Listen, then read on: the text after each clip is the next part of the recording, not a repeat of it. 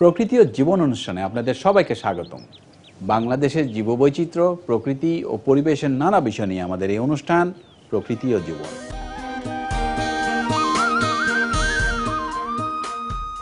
আমাদের জীবন আর প্রকৃতি একে অপরের সাথে গভীরভাবে জড়িত। এর গাছপালা ও প্রাণী আমাদের সাথে এদের সম্পর্ক, সচেতনতা ও করণীয় তুলে ধরতেই এই অনুষ্ঠান।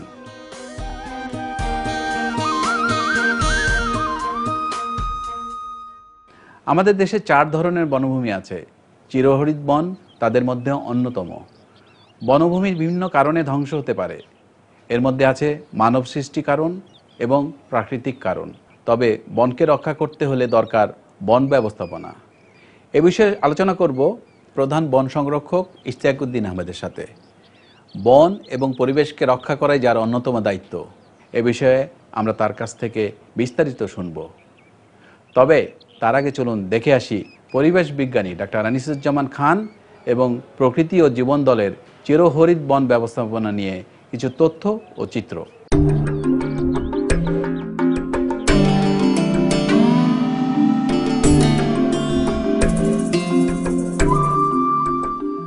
বাংলাদেশে যে 4 ধরনের বনভূমি আছে তার মাঝে চিরহরিৎ বন হল এক ধরনের।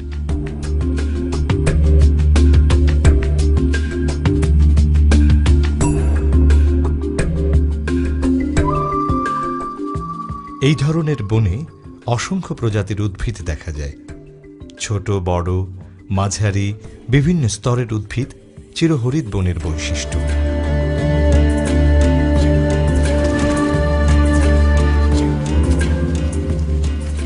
গাছপালা ঘন হয়ে জন্মায় এবং লম্বায় 46 থেকে 61 মিটার পর্যন্ত হয়ে থাকে। বার্ষিক গড় বৃষ্টিপাত 3810 থেকে 5080 মিলিমিটার পর্যন্ত হয়। পার্বত্য চট্টগ্রামের পাহাড়ি বনকে সাধারণত চিরহরিৎ বন বলা হয়, কারণ এই বন কখনো তার সবুজ চেহারাটি হারায় না। বন, পাহাড়, হ্রদ একটি খুবই অনবদ্য একটি পরিবেশ ব্যবস্থা বাংলাদেশের রাঙ্গামাটি বা চট্টগ্রামে, এবং এখানে আমরা দেখতে পাই অন্যান্য এলাকা থেকে খুব ভিন্নতা। স্বচ্ছ সুনীল জলের লেক, চারিদিকে চিরসবুজ বন, এবং এই বনে আছে অনেক জীববৈচিত্র্য। যদি এই এলাকাটিকে খুবই সুন্দর চমৎকার একটা নেচার ট্যুরিজমের ম্যানেজমেন্টের আওতায় আনা যায়, তাহলে পৃথিবীর অনেক জায়গার চেয়ে বাংলাদেশের এই এলাকাটি প্রকৃতি পর্যবেক্ষণের জন্য নেচার ট্যুরিজমের স্বর্গ হিসেবে পরিণত হতে পারে।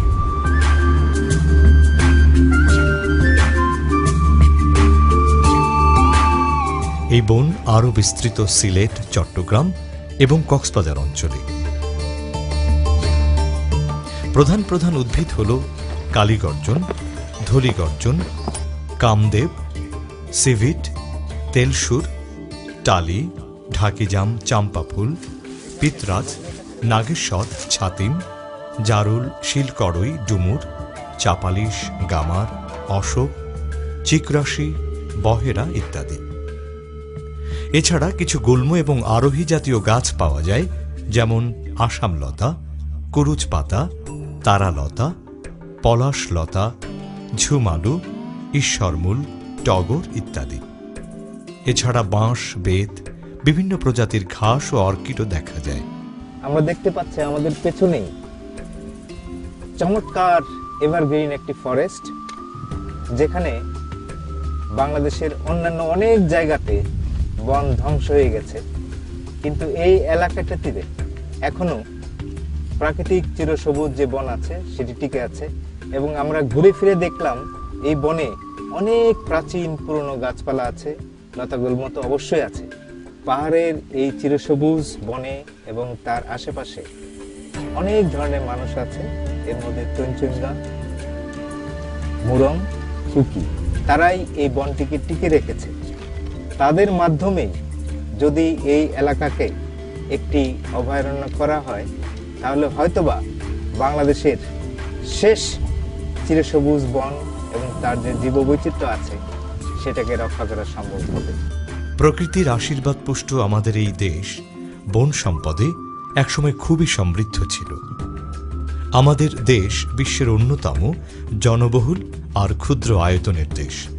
স্বাভাবিকভাবেই এই বিপুল জনগোষ্ঠীর চাপ অন্য সকল সম্পদের মতো বনজ সম্পদের উপরও এসে পড়ছে। মিশ্র চিরহরিৎ বনগুলোতে বন্য প্রাণী বৈচিত্র্য সহ সব ধরনের সম্পদে 19 শতক পর্যন্ত আমাদের দেশ অন্যতম শীর্ষে ছিল।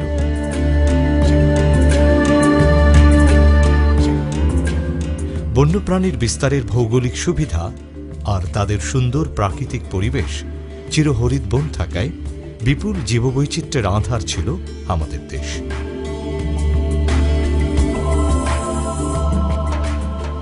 চিরহরিৎ বনের ভেতর আমরা প্রাকৃতিকভাবে অনেক ঝর্ণা যেমন দেখতে পাই, তেমনি রয়েছে অনেক প্রাকৃতিক গুহা। টেকনাফ গেম রিজার্ভ অঞ্চলের কুদুম গুহার কথাও বলা যায়। আছে বান্দরবানের আলী গুহা সহ ছোট বড় অনেক গুহা।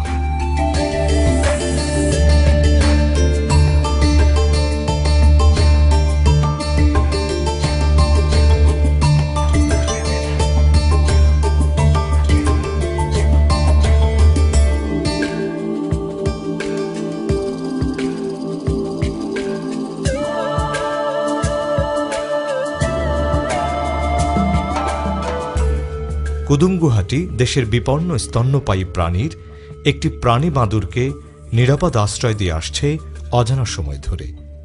ছোট আকারের এই বাঁদরগুলো নিশ্চিন্ত ছিল বছরের পর বছর জুড়ে, কিন্তু বাংলাদেশের এই গুহাগুলি অনাবিষ্কৃতই রয়ে গেছে।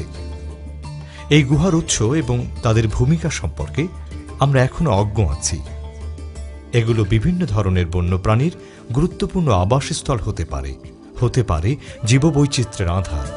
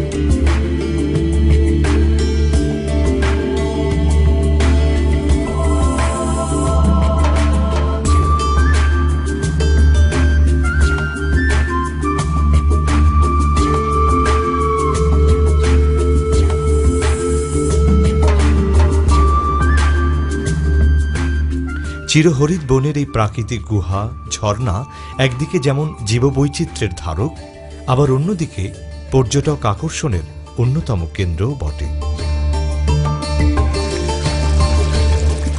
এই গুহাগুলি চিরহরিৎ বনেরই একটি অংশ। বন ধ্বংস হয়ে গেলে গুহা ধ্বংস হবে এবং সাথে সাথে এখানে বসবাসকারী বন্য প্রাণীও হারিয়ে যাবে। প্রকৃতির এই অজানা অংশ নিয়ে গবেষণা করা জরুরি।